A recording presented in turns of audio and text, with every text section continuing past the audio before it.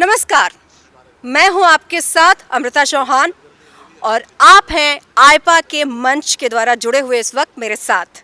मैं इस मकसद से यहाँ पर हूँ और ये जगह है साहिबाबाद विधानसभा, क्योंकि चुनावों का दौर शुरू हो गया है और इस पर चर्चा भी शुरू हो गई है।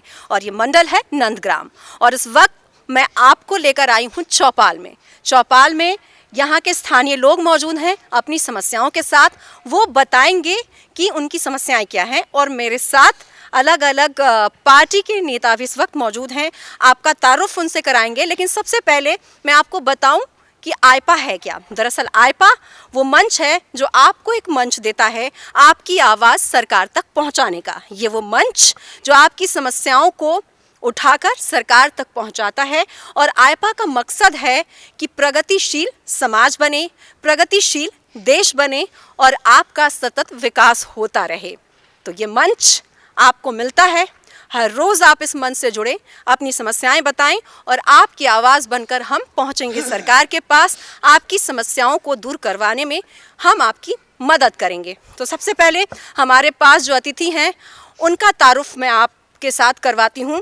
हमारे साथ सुहेलदेव भारतीय समाज पार्टी, जिसे हम एसपी भी कहते हैं, अर्पित हैं, महानगर अध्यक्ष हैं। अर्पित, इस मंच से जुड़ने के लिए आपका बहुत बहुत धन्यवाद। शुक्रिया। और संजय त्यागी भी हैं जो बीजेपी के पूर्व महानगर कार्यालय प्रभारी रहे हैं। आपका स्वागत है। और इस वक्त हमारे साथ एक और गेस्ट मौजूद हैं, गौरव मेहरोलिया, जो एसपी से हैं, एसपी को यहाँ पर रिप्रेजेंट करेंगे और ज़िला महासचिव मजदूर सभा के हैं। आपका बहुत बहुत धन्यवाद इस मंच से जुड़ने के लिए। धन्यवाद आपका। तो सबसे पहले मेरा सवाल बीजेपी से ही, क्योंकि जिस इलाके में मैं हूँ यहाँ पर सांसद भी बीजेपी से हैं, एमएलए भी जो हैं वो बीजेपी से हैं और यहाँ की जो मेयर हैं आशा शर्मा वो भी बीजेपी से हैं। जो जनरल वीके सिंह हैं वो सांसद हैं और सुनील शर्मा जो बीजेपी एमएलए हैं। तो सबसे पहले सवाल तो बनता है बीजेपी से, आपको जनता क्यों वोट दे, ये मेरा सबसे पहले सवाल होगा। देखिए, ऐसा है, उत्तर प्रदेश के अंदर माननीय यशस्वी हमारे लोकप्रिय मुख्यमंत्री योगी आदित्यनाथ जी ने जो उत्तर प्रदेश को पिछले 5 वर्षों में भयमुक्त, भ्रष्टाचार मुक्त सुशासन देने का काम किया है, उसी के दम पर हम वापस चुनावों में जा रहे हैं और हमें पूर्ण विश्वास है कि उत्तर प्रदेश की जनता हमें पहले से भी अधिक 325 प्लस सीटों के साथ बहुमत देगी। आने वाला 10 मार्च स्वयं गवाही देगा। आपका ये कहना है कि हम जीतेंगे?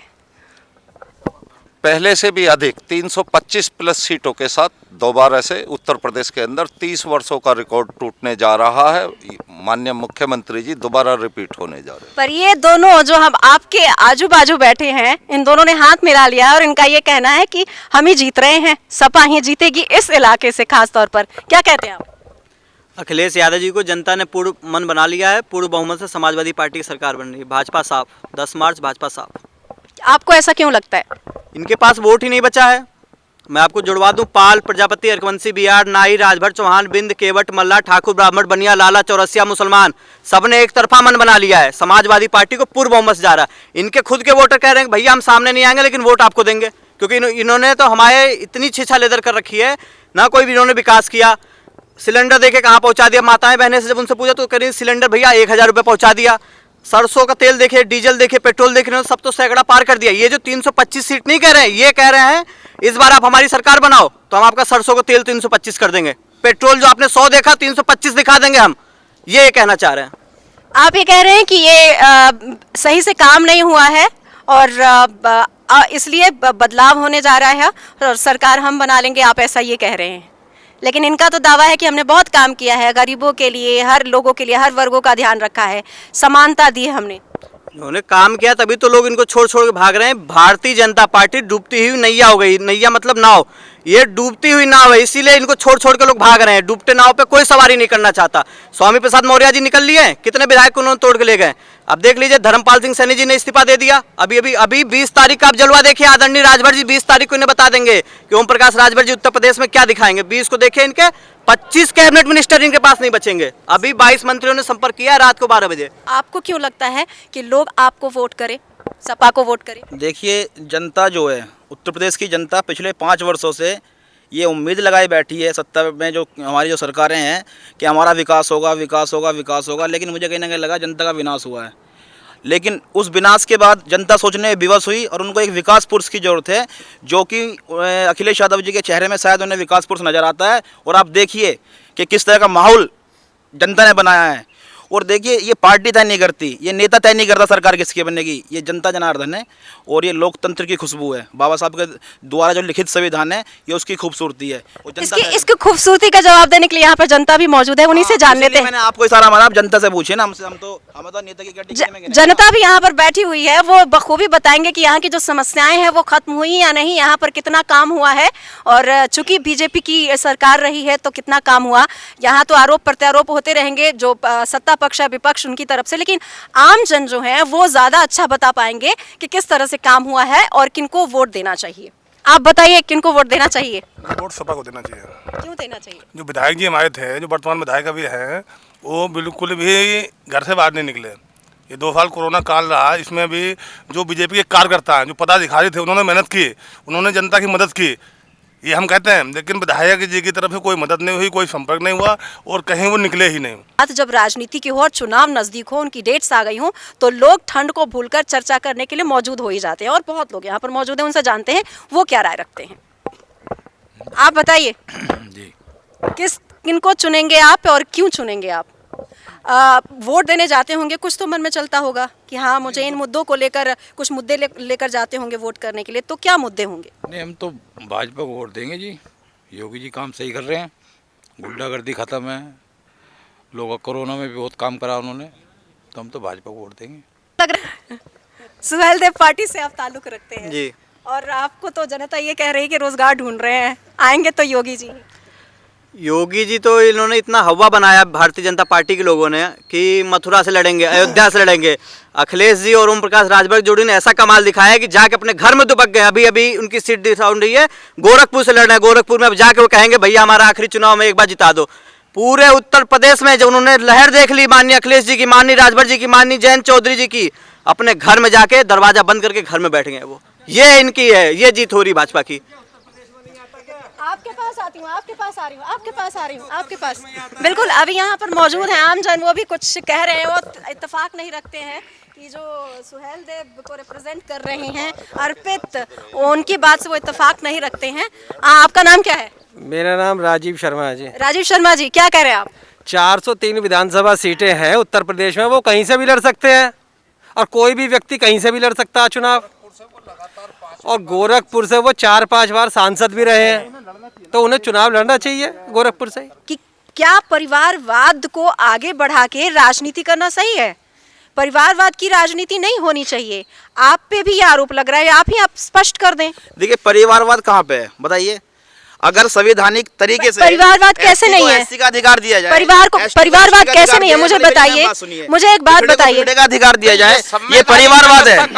संविधान क्यों? ये कौन सी संवैधानिक व्यवस्था है कि बहू भी सांसद, बेटा भी सांसद, पोती भी सांसद, मैं मुख्यमंत्री, मैं महासचिव, मैं राष्ट्रीय अध्यक्ष? ये कहाँ, ये संविधान में लिखा है क्या? ये सवाल मैं इसलिए इसको आगे बढ़ाना चाहती हूँ क्योंकि हमारे देश में आईएएस के एग्जाम के लिए एक व्यवस्था बनाई गई है।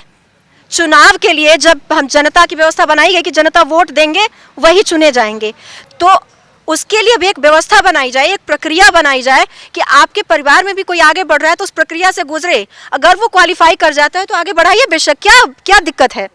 क्या दिक्कत है इसमें? व्यवस्था पैदा करे कौन? जो लोग सत्ता में बैठे हुए हैं। हाँ बिल्कुल, आप भी सत्ता में बैठे। सुनिए, आपको भी मौका मिला ना। आप कंटिन्यू रहने दीजिए। नहीं, आप बिल्कुल कंटिन्यू, आपको भी मौका, मुझे भी बोलने दीजिए। आपको भी मौका मिला था, आप सत्ता में नहीं थे क्या? आप सत्ता में थे ना, समाजवादी थी ना। हाँ, तो व्यवस्था जिसकी, पहले आप मेरी बात सुन लीजिए। बोलिए। जब एमएलए आपके, एमपी आपके, ठीक है, सारा कुछ व्यवस्थाएं आपकी, आप कर दीजिए ना तैयार। किसने रोका है? मेरे सवाल का जवाब आप पहले, अगर आप परिवाद को खत्म करना चाहते हैं, SC ST आरक्षण की आपको इतनी बुरी दिक्कत है, आपको मेरी बात सुनिए, आप श्रीमान जी मेरी आप बात सुनिए। अगर OBC, अगर पिछड़ों के आरक्षण से आपको दिक्कत है तो आप समानता में खड़े होइए ना, लाइनों में खड़े होकर देखिए ना, गरीबों के घर में जाके देखिए ना, SC ST शेड्यूल कास्ट का कितना बुरा हाल है।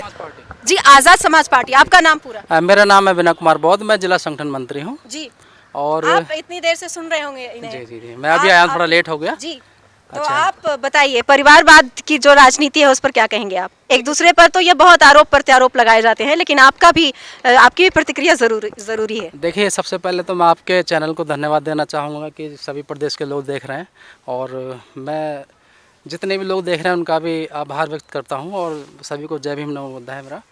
देखिए, जैसा कि मुझे लग रहा है कि उत्तर प्रदेश में जो आजकल देखने के लिए मिल रहा है करंट में, वो केवल सपा और भाजपा, लेकिन मायने तो ये तय करता है ये कि पहले से कह रहे हैं कि सपा और भाजपा में कांटे की टक्कर है। नहीं, मैं कहना नहीं चाह रहा हूँ, जैसे कि मैं देख भी रहा हूँ, न्यूज़ चैनल्स पे भी देख रहा हूँ। देखिए, परिवारवाद और एक समाजवाद, लेकिन भाजपा को मैं खासकर कहना चाहूँगा, क्योंकि करंट में जो सरकार है वो भाजपा की है, और हर जो करंट में सरकार है वो अपना ही मत रखती है। मैं कहना ये चाहूँगा कि समाजवाद और परिवारवाद क्या है, वो पहले खुद दोनों आपस में परिभाषाएं सीख लें कि परिवारवाद और समाजवाद होता क्या है। देखिए, मैं आज़ाद समाज पार्टी से, मैं हमारे जो राष्ट्रीय अध्यक्ष हैं, सबसे ज़्यादा लड़ाइयाँ बहुजनों के लिए लड़ी हैं। जो भाजपा अपने आप को कहती है कि हम समाजवाद हैं, या हम मतलब कोई भी एससी के वो है, हितैषी है, या किसी को लेकर के, जैसे कि अभी माननीय योगी आदित्यनाथ जी अभी देखा था अभी कल। जाति की बात तो सभी करते हैं, देखिए, आप नहीं करते? मैं बताता, हम नहीं सभी करते हैं जाति की बात। आऊंगी आपके पास। हमारी पार्टी का जो सबसे बड़ा जो नीति है, जाति की बात तो नहीं होनी चाहिए। जाति से उठकर हर समाज के लोगों को समानता का अधिकार है। समाज के लोगों को समानता का अधिकार देते हुए विकास को प्रायोरिटी देनी चाहिए। आपको नहीं लगता? आपके चैनल के माध्यम से मैं पूछना चाहता हूँ, भाजपा के जो लोग बैठे हुए हैं, आप मुझे बताइए कि जातिवाद सबसे पहले किसने करा? अब जो करंट में सरकार है, क्या वो जातिवाद नहीं कर रही है? चलेगा, एक दूसरे की बातों को समझना बहुत जरूरी है। ठीक है, मैं यही बताना चाहता हूँ, 5 साल 7 साल जो भी सरकार रही है, उसमें आपने देखा होगा। देखिए, अब चुनाव नज़दीक है, आचार संहिता लग चुकी है, तो ये क्या दिखाना चाहते हैं मुझे बताइए। उससे पहले कहाँ थे लोग? आप बताएं संजय भाई कि उससे पहले लोग कहाँ थे? बहुजनों का कहाँ अत्याचार नहीं हुआ? बहुजनों का देखिए, एक मिनट, आप मैंने बड़े ध्यान से आपको सुना, आप ध्यान से सुनिए। ये जो हमारे आज़ाद समाज पार्टी के भाई हैं, मैं इनसे कहना चाहता हूँ, अभी 1 घंटे पहले अभी इन्होंने शायद अपने राष्ट्रीय अध्यक्ष को सुन कर ये यहाँ पे नहीं आए हैं, शायद रजाई में होंगे, ठंडी का समय है। अगर उन्हें सुन के आते तो इस वक्त कुछ और बोल रहे होते ये। लेकिन मैं इनसे कहना चाहता हूँ, इन्होंने बात करी हिंदू की। अरे भाई, आपने तो हिंदू धर्म पे, हिंदू रीति रिवाजों की आपको बात करने का अधिकार इसलिए नहीं कि आपने तो समस्त आपकी विचारधारा ने हिंदू देवी देवताओं की मूर्तियों का विसर्जन अपने घरों से निकाल करके नाले और तालाबों में करने का काम किया। बीजेपी में भी दल बदल का काम चल रहा है। बात सुनिए, देखिए, जी, अब इन्होंने कहा, आपकी पार्टी से लोग छोड़कर जा रहे हैं ना? मेरी बात सुनिए, भारतीय जनता पार्टी एक मूल मंत्र पर काम करती है, सबका साथ, सबका विकास और सबका विश्वास। बहुत देर से पहले आप हम कहना चाह रहे परिवारवाद पे इन्हें बता दें। जी। ये करे तो लीला, हम करे करेक्टर ढीला। परिवारवाद को भैया आप सुनना जरा ध्यान से, आपको बताते हैं। अमित शाह का बेटा जय शाह ने कौन सी डिग्री ली, उसे बीसीसीआई का सचिव बनाया? कहाँ गया परिवारवाद आपका? राजनाथ सिंह के बेटे को यहाँ से विधायक बना गया, फिर दोबारा टिकट दिया, कहाँ गया परिवारवाद आपका? इस पे बोलिए ना, भाजपा वक्ता से इस पे पूछिए आप जरा। अमित शाह के बेटे ने कौन सी डिग्री हासिल की है, उसे बीसीसीआई का सचिव घोषित कर दिया गया, और कोई नहीं मिला उन्हें? अमित शाह का बेटा बनेगा बीसीसीआई का सचिव? इस पे भाजपा वक्ता जवाब दे। हम इनसे पूछना चाहेंगे। देखिए, ऐसा है, हमारे जो ये सुहेल देव पार्टी के भाई हैं, ये अभी मूल मुद्दे को समझ ही नहीं पा रहे। हमने कहा किसी का एमएलए एमपी बन सकता है बेटा, वो लोकतंत्र से चुन के आया। मुख्यमंत्री, हमने बात की है मुख्यमंत्री की। मैं कह रहा हूँ ना, मैं तो खुल करके कह रहा हूँ, जिनसे इन्होंने गठबंधन किया ये उनसे बूझे ना। अगर ये भी पिछड़ों की राजनीति कर रहे हैं, वो भी पिछड़ों की राजनीति कर रहे हैं, तो ये बूझ लें इनसे। मुलायम सिंह यादव या माननीय अखिलेश यादव जी जो है घोषित कर देना मुख्यमंत्री। किसी का बेटा अगर उसमें योग्यता, तो वो क्यों नहीं बनेगा? मैम, वो बार बार ना मैं सुन रहा हूँ पिछड़ा। पहली बात तो पिछड़ा क्यों रहे, अगड़ा क्यों नहीं हो सकता वो? पहले मेरी बात सुनिए। भाजपा जब 2017 में चुनाव लड़ने आ रही थी, वो पिछड़े का चेहरा दिखाकर सामान्य वर्ग के इंसान को मुख्यमंत्री बनाएगा, ये होता है। जिस बात पे बात कर रहे हैं ना ये, और वो उत्तराखंड से पकड़ के केशव प्रसाद मौर्य को उन्होंने उनका वोट बैंक लेके उन्होंने डिप्टी सीएम बना दिया, सीएम का चेहरा दिखा के। मतलब ये तो ये वाली बात हुई कि रिश्ता करा दूल्हे का दूसरा दिखा के, और दूल्हे का दूल्हा भेज देगी चोर के साथ। चलिए आपके पास आएंगे, अभी जनता टाइम हो गया है, बहुत देर से वेट कर रहे हैं, पीछे जाएंगे, पीछे से सवाल लेंगे। आएंगे आएंगे आएंगे आएंगे। कैसी हो सरकार आपके हिसाब से? ऐसा हम तो उस सरकार को पसंद करें जो देश हित में काम करती हो, देश हित में, ठीक है। अब जहाँ तक कौरव पांडवों की बात थी इनकी, भाई उनके पास तो कृष्ण जी भी हैं, पांडवों के पास, भाजपा के पास तो कृष्ण जी भी हैं, चक्रधारी बैठे हैं मोदी जी, है ना। और हम पसंद उसी पार्टी को करेंगे जो देश हित में कार्य करती है। जहाँ तक समस्याओं की बात है, समस्याएं तो पैदा होती रहती हैं, बनेंगी, तैयार होंगी, सड़कें भी तैयार होती हैं, फिर दोबारा टूट जाती हैं, ये तो बराबर चलता रहेगा, हमेशा चलता रहेगा।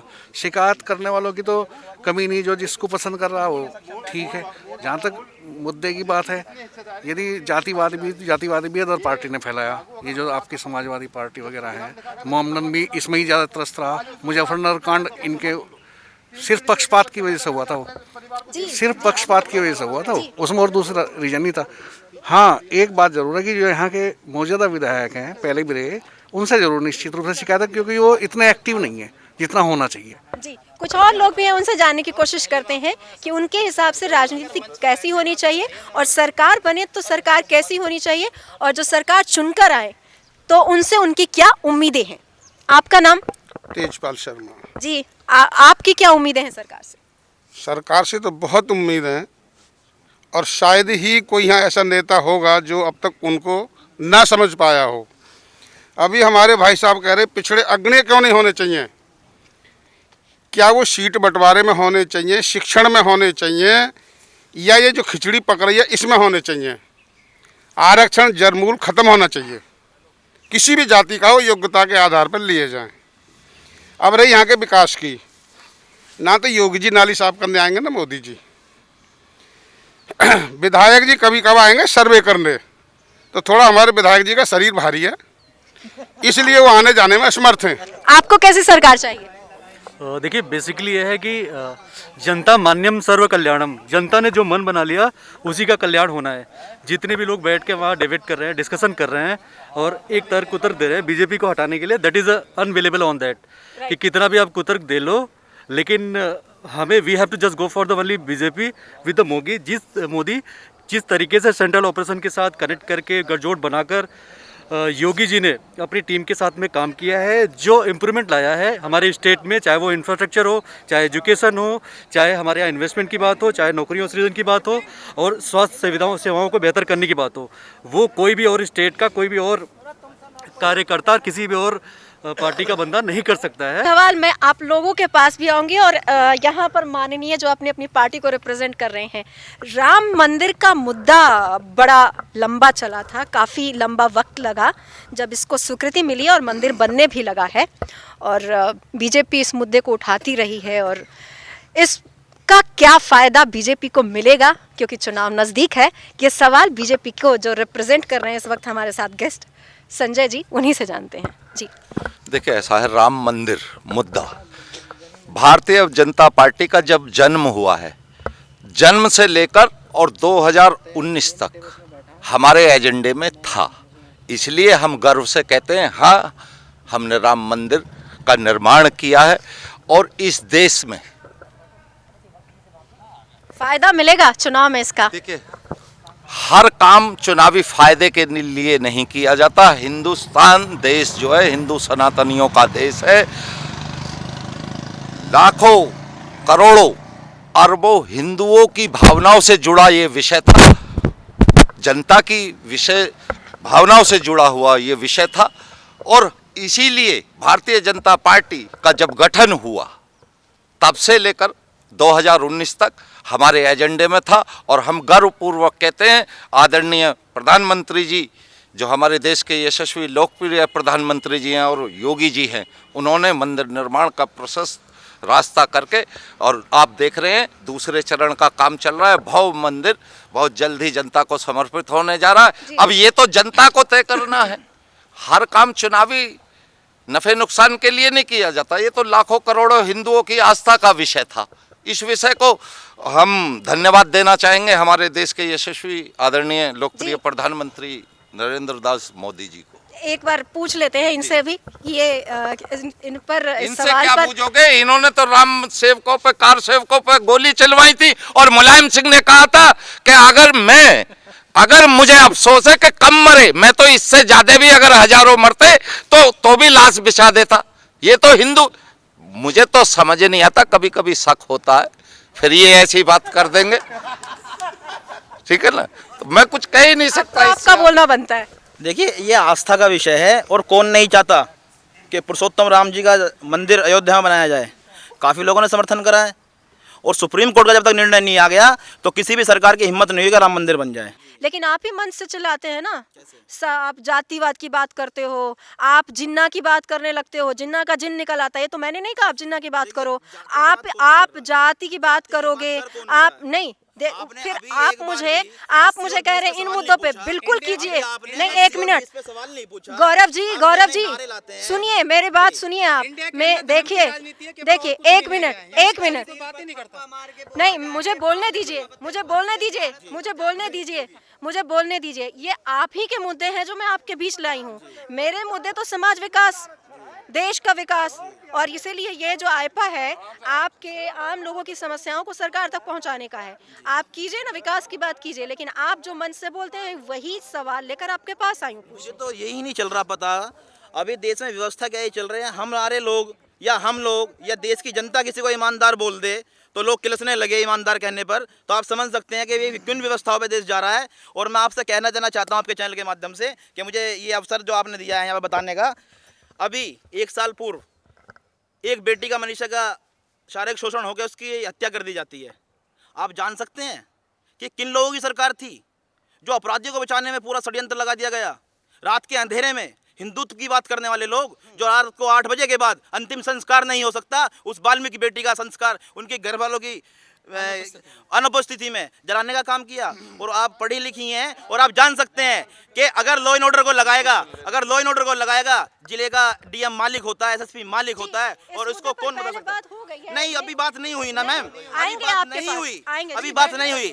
राजनीति ये कहती है कि जिस वर्ग से आपका नेतृत्व हो आप उस वर्ग का ध्यान रखें। अगर संजय भाई मेरे हैं और मैं नेतृत्व करता हूं तो मैंने संजय भाई का ध्यान रखूं, ये मेरा धर्म है। अभी आपने धर्म की बात की थी, पेड़ का धर्म लोगों को छाया देना है, फसल का जो हमारी जो फसल जो खेतों में होती है वो अनाज देने का धर्म है। आप पत्रकार हैं तो आपको सच दिखाने का धर्म है। आपने धर्म हम दिखाते हैं, बिल्कुल हम अपने ही धर्म पे हैं, बिल्कुल हम जो बिल्कुल धर्म की बात नहीं है। आप ही के मुद्दे, एक मिनट रुकिए, आपके ही मुद्दे थे ये आप ही के मुद्दे। आपको अचानक सारे धर्म याद आने लगते हैं, आपको राम भगवान याद आते हैं।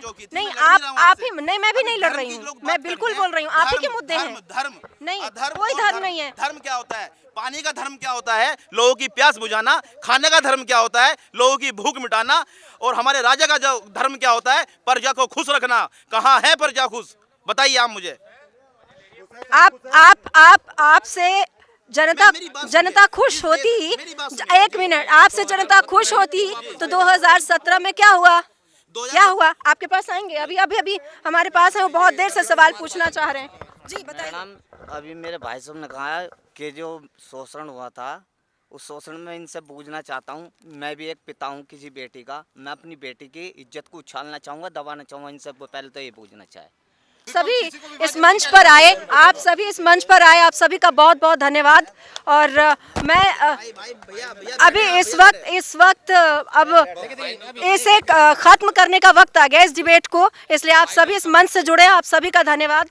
आपने अपनी बात रखी है, इसलिए आप सभी का धन्यवाद करना चाहूँगी मैं। और एक बार फिर से मेरे जो गेस्ट हैं उन सभी का नाम मैं आप लोगों को बता दूं। अर्पिता आप हमारे साथ जुड़े, संजय जी हमारे साथ जुड़े, गौरव आप हमारे साथ जुड़े, और विनय आप जुड़े हमारे साथ। बहुत बहुत धन्यवाद। और आपने सुना कि किस तरह से जो अलग अलग पार्टी से, आज़ाद समाज पार्टी से, बीजेपी से, सपा से और सुहेलदेव पार्टी से, ये तमाम लोग जो थे उन्होंने अपनी बात रखी, अपने पार्टी की बात रखी। और ये आम जनता थी जिन्होंने बताया कि उनकी क्या कुछ समस्याएं हैं और किस तरह की राजनीति होनी चाहिए और किस तरह की सरकार आनी चाहिए। कुछ लोगों का ये कहना था कि जो मुद्दे हैं वो मुद्दे तो आते हैं, जाते हैं, ख़त्म होते हैं, फिर और मुद्दे आ जाते हैं। मतलब समस्याओं का काम है आते रहना, लेकिन सरकार अपना काम कर रही है। कुछ समस्याएं हैं जिनका निपटारा ज़रूरी है, इसलिए उनकी उम्मीदें हैं कि चाहे वो शिक्षा है, चाहे व्यवसाय है, चाहे वो मूलभूत की समस्याएं हैं, वो सारी ख़त्म होनी चाहिए। और सरकार से उम्मीद रखते हैं कि सरकार उनकी समस्याओं को ख़त्म करेगी।